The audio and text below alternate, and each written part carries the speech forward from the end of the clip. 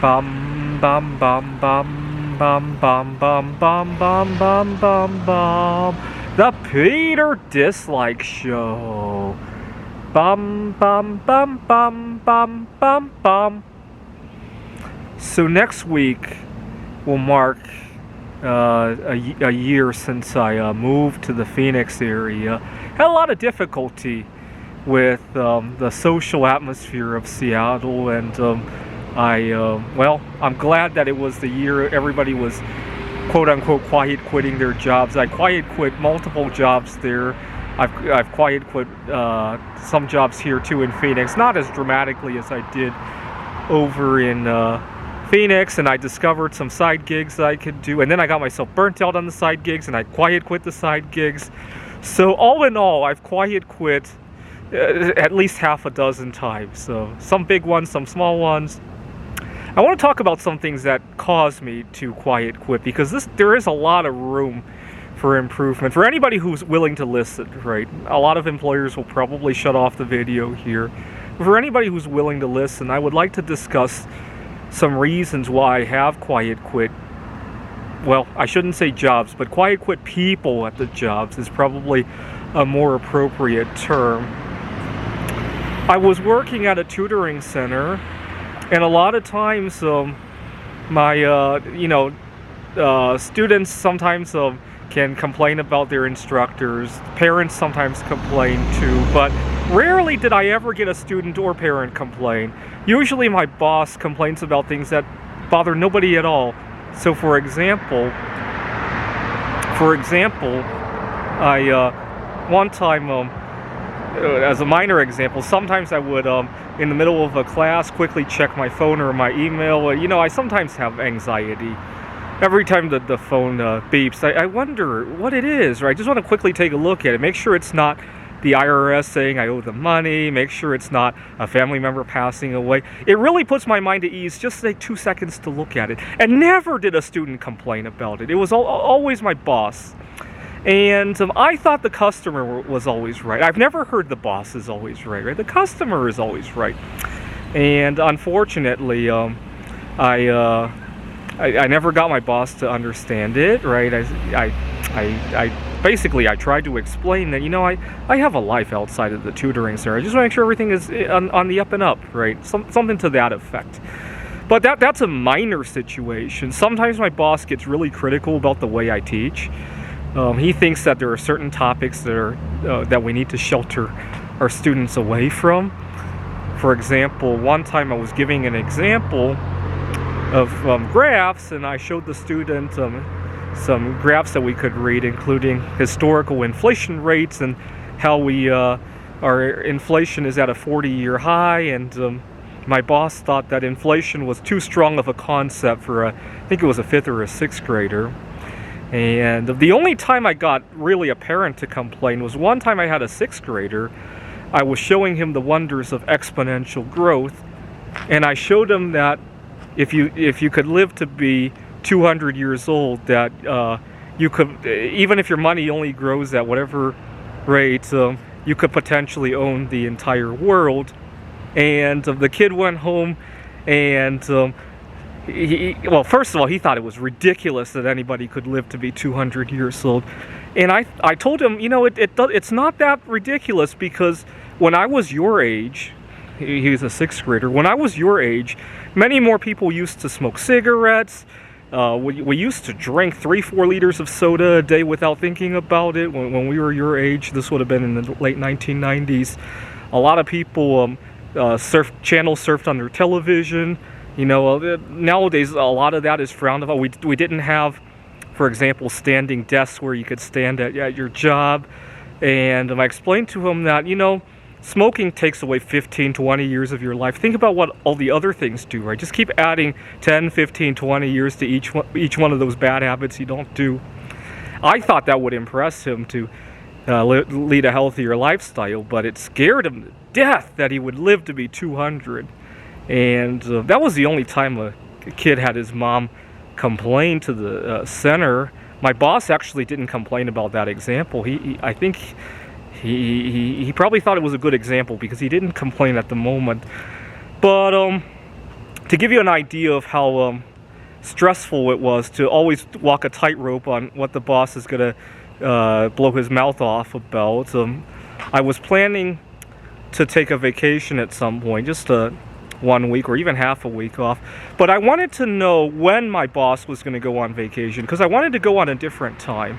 And the reason for that is that way I could enjoy my vacation and then I could enjoy his vacation.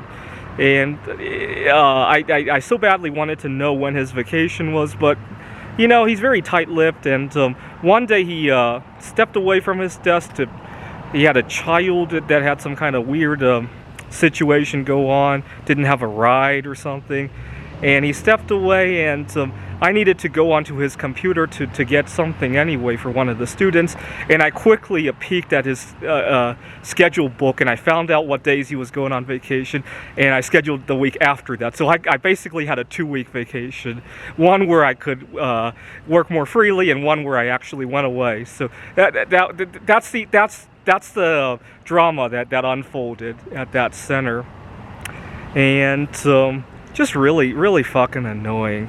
The other drama that causes me to want to quiet quit is when I feel like I'm not being treated equally. So I work with a lot of peers who have children, have a partner, maybe not married, but have a life partner.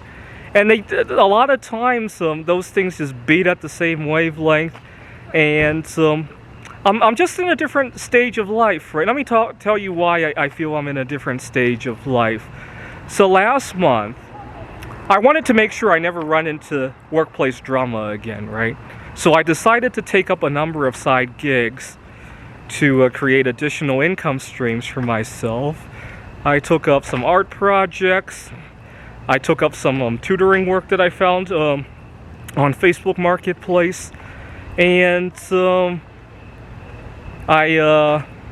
you see, a lot of people don't realize that my colleagues who are married and they quote-unquote have somebody to take care of, the converse of that is they also have somebody to take care of them, right? If they were to lose their job, if they were to get ill, if they were to, have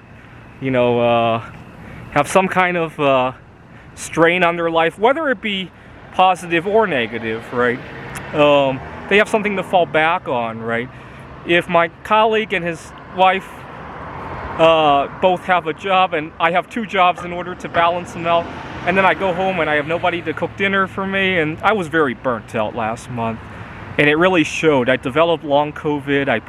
I really should have recovered from COVID a lot quicker than I really did, but I allowed myself to get very burnt out. And then I developed a huge mouth sore. And, every day I wake up and realize that I don't have long COVID anymore and my mouth feels fine. Lately I've been feeling very thankful about that. It's not something to take for granted.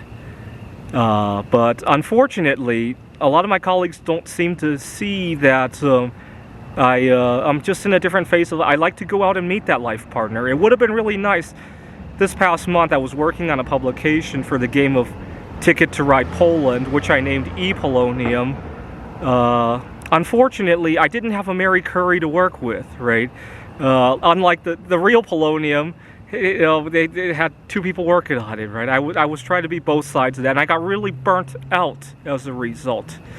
I'm working on E-Radium now. I hope to have that life partner by the time I publish my E-Radium paper. It's on the game of Gizmos. Now, there are 2 more things that would make me less inclined to quiet quit. I was working at a startup company, and I ended up quiet quitting. It was a technology company.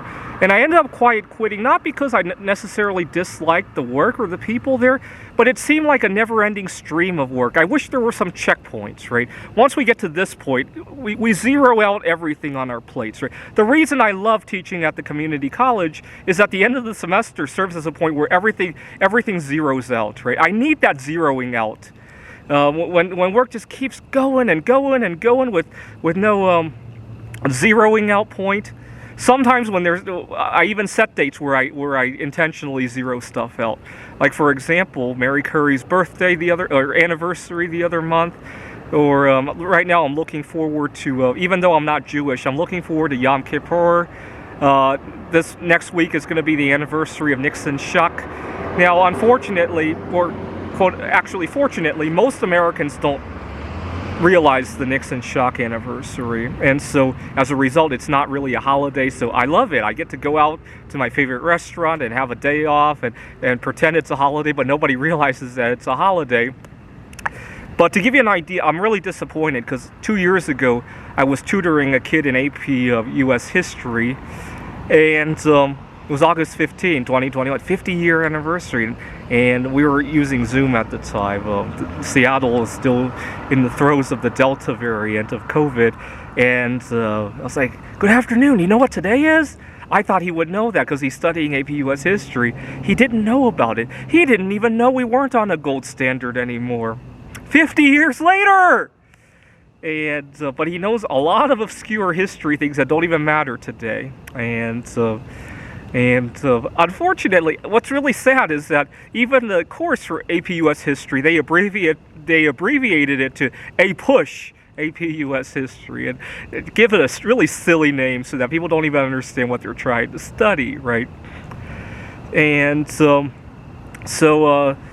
I think if the things that make me quiet quit, and again, I very seldom, never do I quit jobs. I quit people, but the constant watching every little detail like a hawk, regardless of the result, right? The micromanagement, the fact that work never zeroes out to the floor, to the ground, right, back to earth.